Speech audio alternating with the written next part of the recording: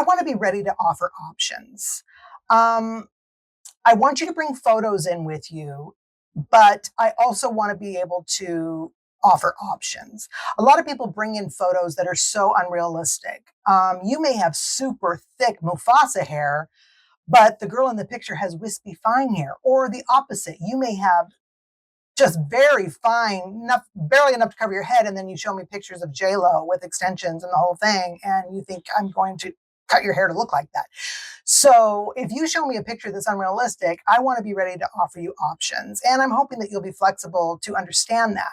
So going back to part of your job is when you look at pictures and bring them in, be realistic about that hair on the head that you're looking at. And is your hair even capable of doing anything like that?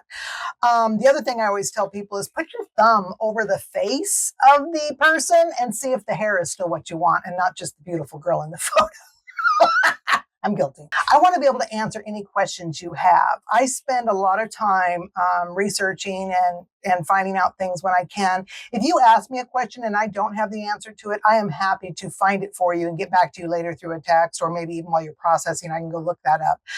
Because I want to be educated and be able to answer any questions you may have about the process, hair issues, the color I'm using, all of those kind of things. So my job is to be there to answer your questions. So don't be afraid to ask.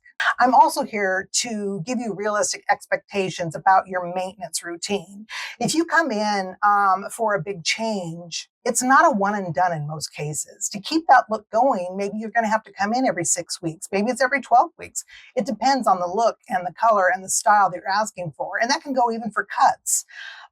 So it's important to know, especially if you're making a big change, that there may be maintenance involved. And are you willing to follow through with that? Or are you just going to let it grow out and go back to yuck after spending all that money on a big change? Maybe it's for an occasion and you don't care, but it's important that I let you know what the maintenance on this might be.